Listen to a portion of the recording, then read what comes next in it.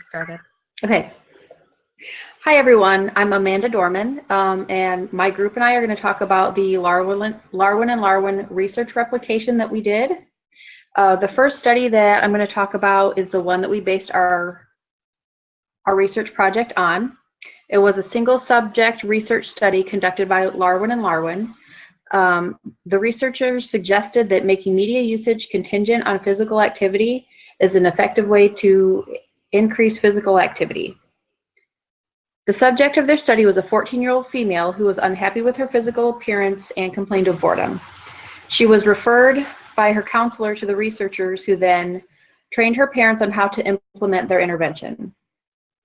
This participant noted that she found exercise aversive. She didn't watch TV, but she enjoyed the internet and cell phone as her primary methods of socialization. The researchers chose to target her use of media as a means to increase her physical activity. For their intervention, they used 2 weeks for baseline, and then did 2 weeks for the first phase of her treatment, and then 2 weeks for the second phase of her treatment. After baseline was completed, treatment phases 1 and 2 involved using positive reinforcement to increase her physical activity. She began to engage in exercise for longer time periods and was reinforced with longer time periods of media time. At the beginning of the study, the participant weighed 135. By the end of the study, she reached her goal weight of 115 pounds. When a follow-up was conducted after 5 weeks and then again 1 year later, post-intervention, it showed that the subject's level of physical activity had continued to increase.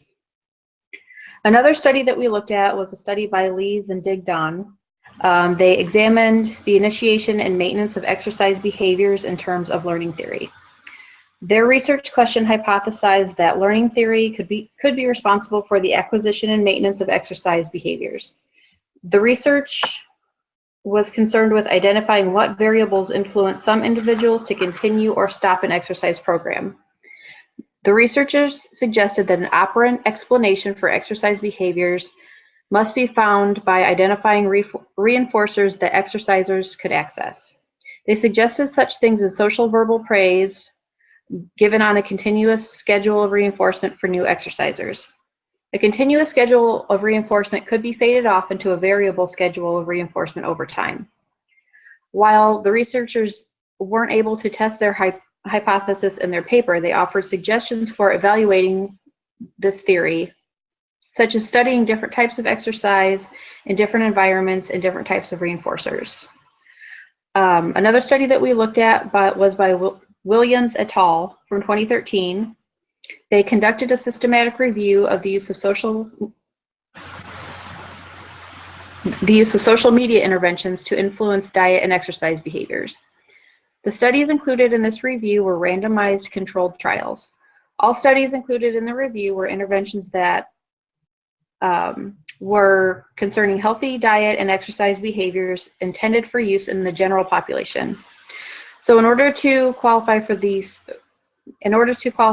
study, all interventions had to include social media either as part of an intervention package or for the sole intervention. The quality of these 22 studies was evaluated using the Cochrane Risk of Bias tool. These studies were evaluated based on such factors as target populations, nature of the intervention, outcomes of the interventions, and conclusions. Overall, studies showed a decrease in treatment fidelity throughout all programs, with the exception of a collection of 5 studies that showed a decrease in dietary fat consumption with a social media intervention. Overall, these conclusions for this study concluded that interventions involving social media can help lower dietary fat consumption, but participation is low across all interventions and do not produce significant results. A study by Lowry, Galuska, Fulton, and Kahn conducted a study on the association of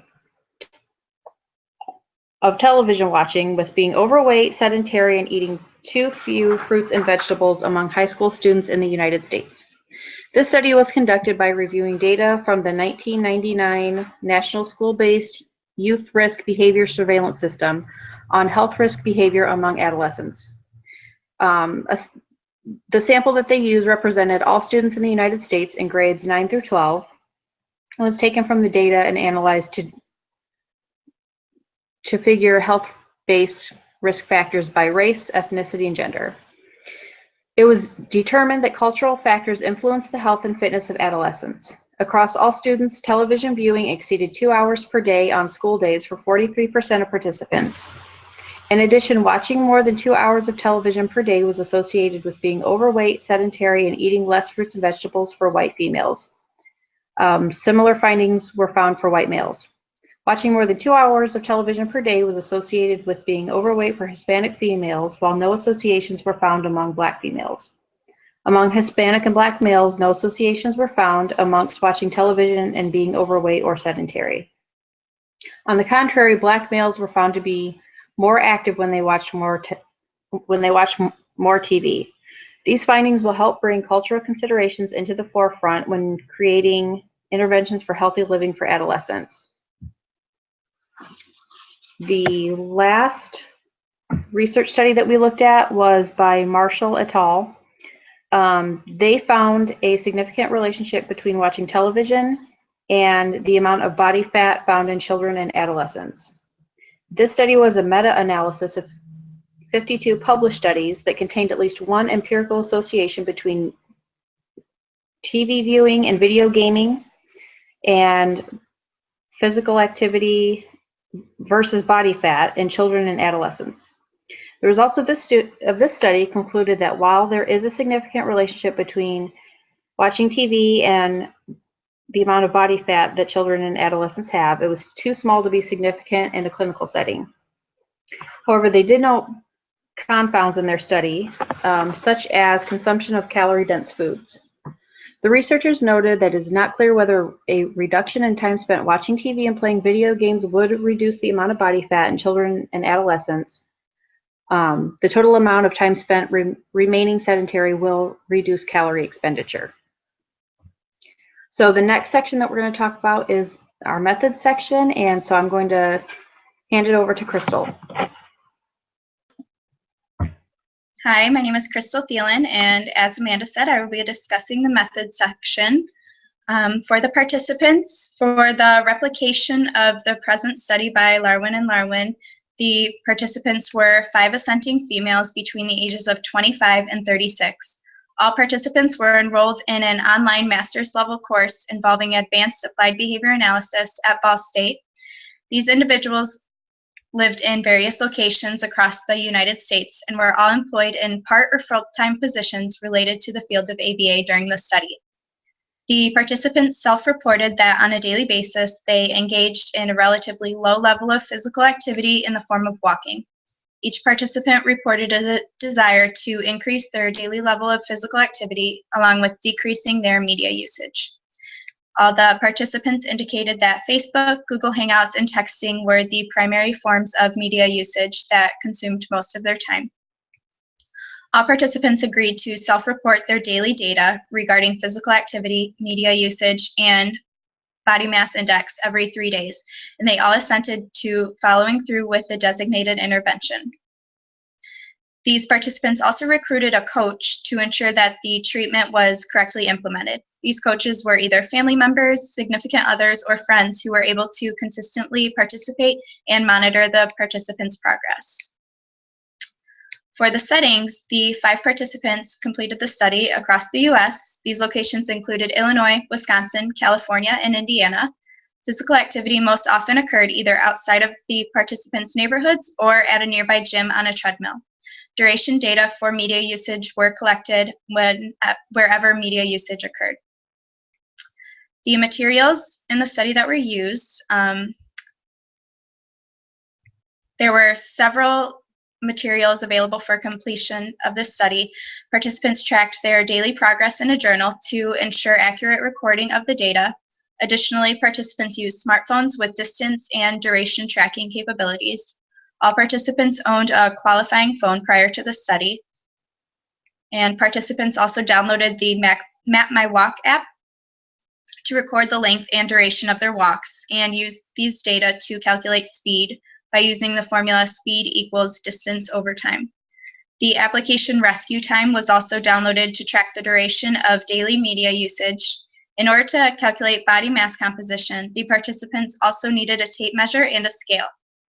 Skin fold clamps, although utilized in Larwin and Larwin's original study, were excluded from this replication due to participants' lack of resources. For the purpose of the study, walking was defined as moving in a forward motion at an average of 3 miles per hour while lifting and setting down each foot one after the other on a surface without having both feet off the ground at once. To ensure that these data during the baseline and treatment phases were believable and trustworthy, coaches collected data using MapMyWalk independently on their own phone while simultaneously walking with the participant.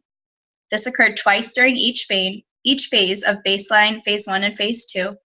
And after these walks, the participant and coach would both record the number of miles walked during the session in the journal. These two sets of data were then compared in a table format, and IOA was then calculated. These data were calculated by taking the participants' data divided by the coach's data and multiplying that by 100 to get the percentage. These IOA data were then recorded, and additionally, participants sent screenshots of their data during these sessions to other participants to ensure that IOA was correctly calculated. Consistent with Larwin and Larwin's study, treatment fidelity was maintained throughout the replication study through the recruitment of a personal coach for each participant. At the beginning of this study, these coaches were informed of the procedures that must be carried out. Then the individuals ensured that the treatment was implemented as originally intended. Participants would then show their designated coaches their daily data for their walks, media, and phone usage, and the coaches would ensure that these data were accurately recorded. This step enhanced the reliability and integrity of the data. And now I will turn it over to Susan, who will be discussing the procedures. Thank you. My name is Susan Piatto, and I'm going to be talking about procedures. So prior to baseline, each participant designated a significant other, friend, or family member to serve as a coach and monitor the data collection as well as the reinforcements after each participant had successfully completed the program requirements. The group served the role of the research assistant, and they helped in implementing the program and monitoring data collection as well.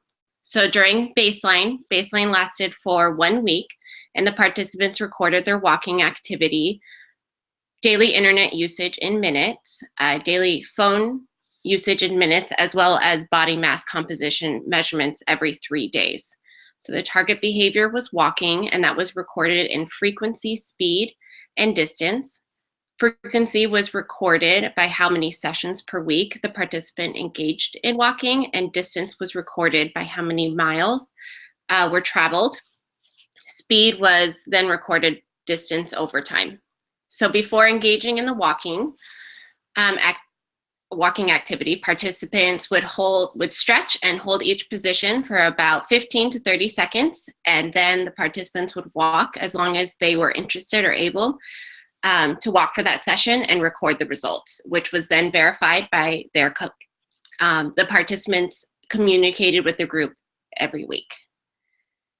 So in treatment phase 1, treatment was divided into 2 sections: treatment phase 1, which lasted for 15 days, and treatment phase 2, which lasted for an additional 15 days. Frequency, speed, and distance was recorded after each walking session, and BMC body mass composition was continued to be collected after every 3 days and would communicate with the group every week. In treatment phase 1, each participant received an hour of daily non-school related internet time for every mile walked, and every mile beyond the 1 mile requirement, the participant was able to earn 1 extra hour of internet use. So phone use was not the focus of treatment phase 1, but participants continued to record their phone usage during this time as they did during baseline. And in treatment phase 2, the participants received 1.5 hours of daily phone and or internet time for every 1.5 miles walked for that day. And for every 0.5 miles walked above the required 1.5 miles, the participants earned an extra half hours of phone, but not internet time per night. Additional time could not be rolled over into the following day. During the treatment phase, the participants were recommended to walk every day, but at least 5 to 7 days per week. If the participant did not engage in walking, then they were not allowed any internet time during phase 1 or phone and internet time during phase 2 for that day. In addition, if the participant did not reach the 1 mile mark in treatment phase 1,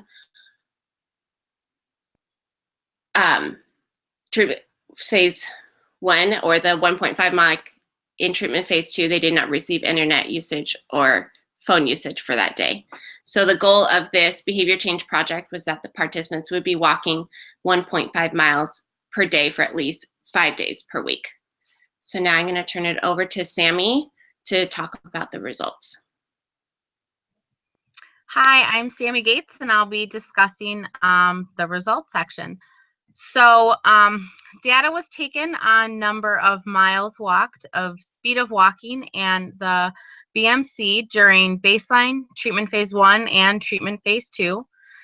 Figures 1A through C show that 3 of the 5 participants were not walking on a daily basis, if at all, before treatment phase 1.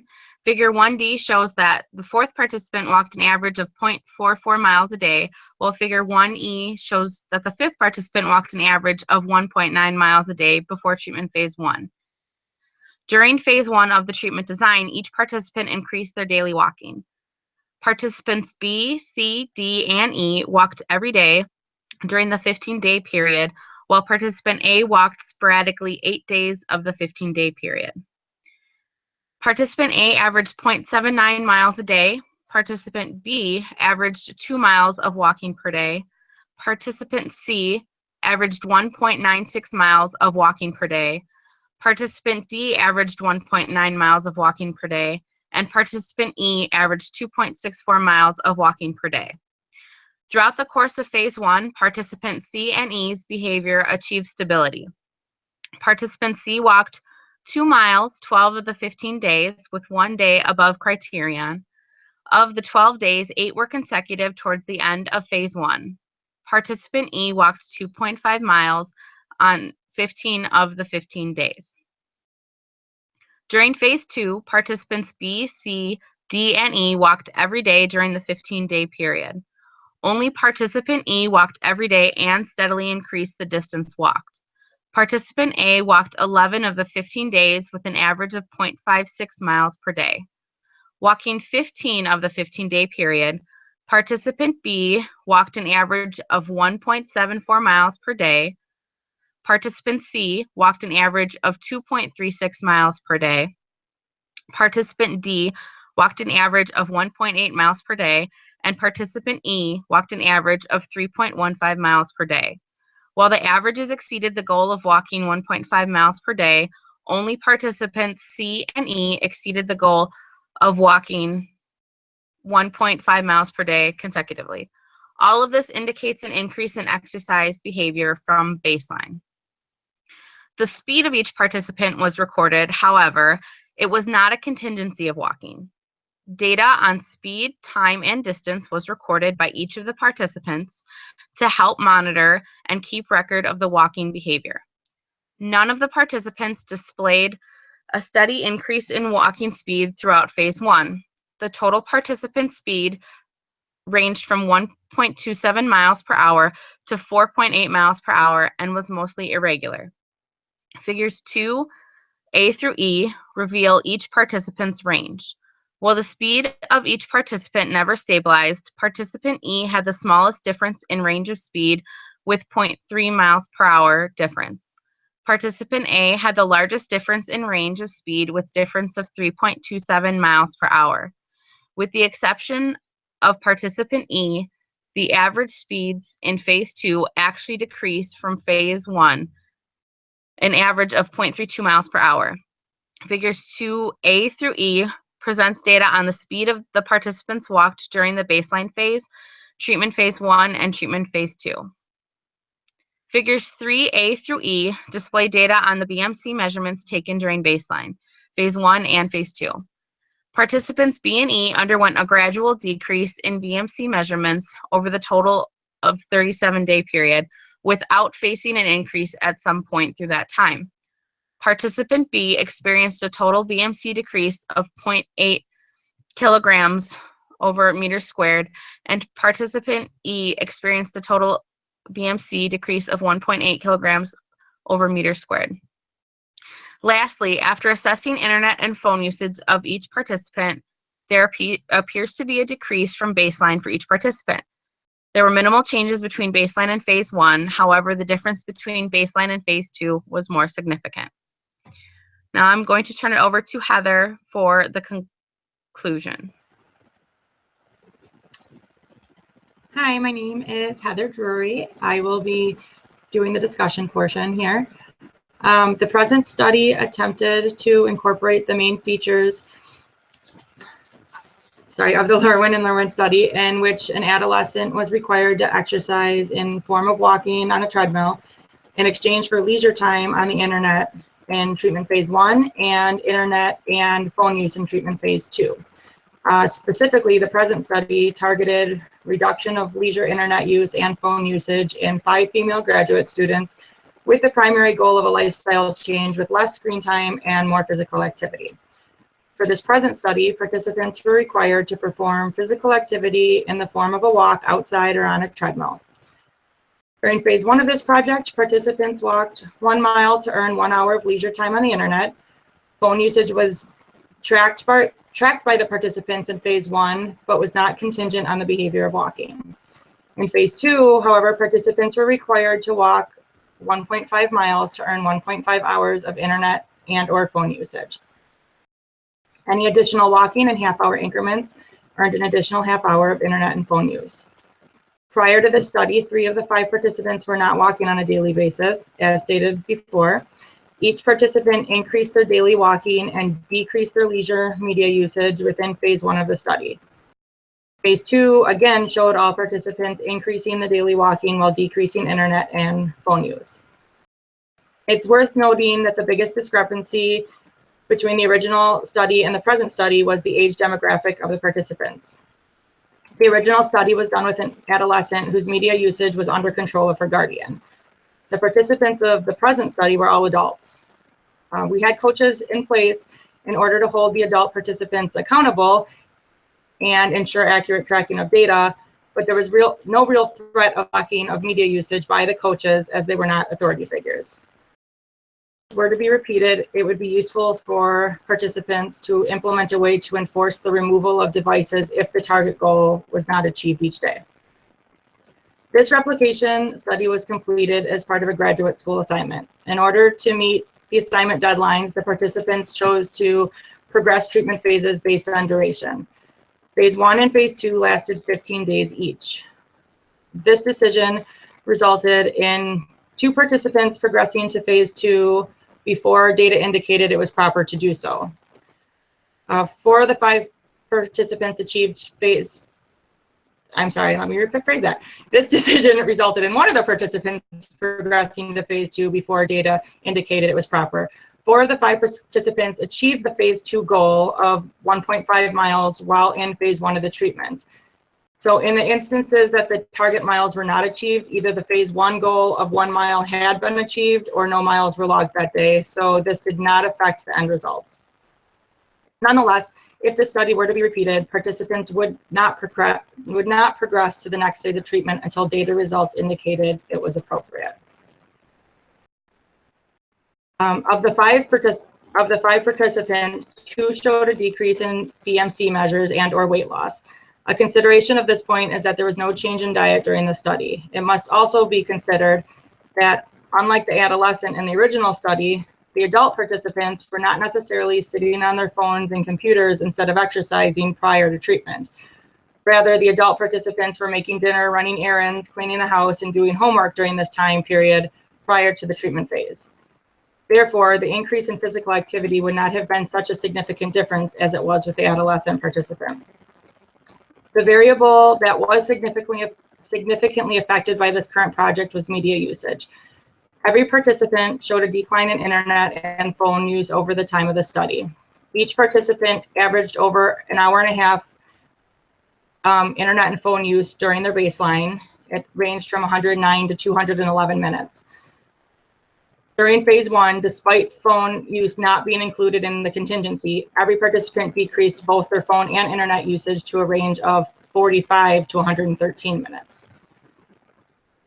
During phase 2, media usage continued to decrease for participants A, C, and D. Participant B had a slight increase in both phone and internet during this phase, but still remained under an average of 1 hour, and participant E remained the same in phase 1 and phase 2. Participants remarked that although they enjoyed taking walks, their primary motivation for the behavior change was driven by the completion of a school assignment. Due to limited resources, the $100 cash reward that was offered in the original study was removed from this current study. It is recognized by all participants that the variable of the cash reward may have altered the results of this current study. Had resources allowed, participants may have been driven by positive reinforcement of earning that money rather than operating under the negative reinforcement of the task completion. Another variable removed due to limited resources was the skin folding clamp to measure BMC. All participants utilized the BMI calculator on a website, calculator.net, and took body measurements every 3 days. This allowed participants to see results that may not be measurable on a scale. Therefore, the removal of the skin fold clamp did not affect studies or results of this study. As stated, this replication was part of a graduate school assignment. The due dates and end of semester prevent any analysis of maintenance of the behavior change. At the time of this presentation, all participants have resumed back to baseline level for walking, and recording of media use has been ceased, and results are therefore unavailable. That concludes the discussion and our presentation. We look forward to any questions that you guys may have.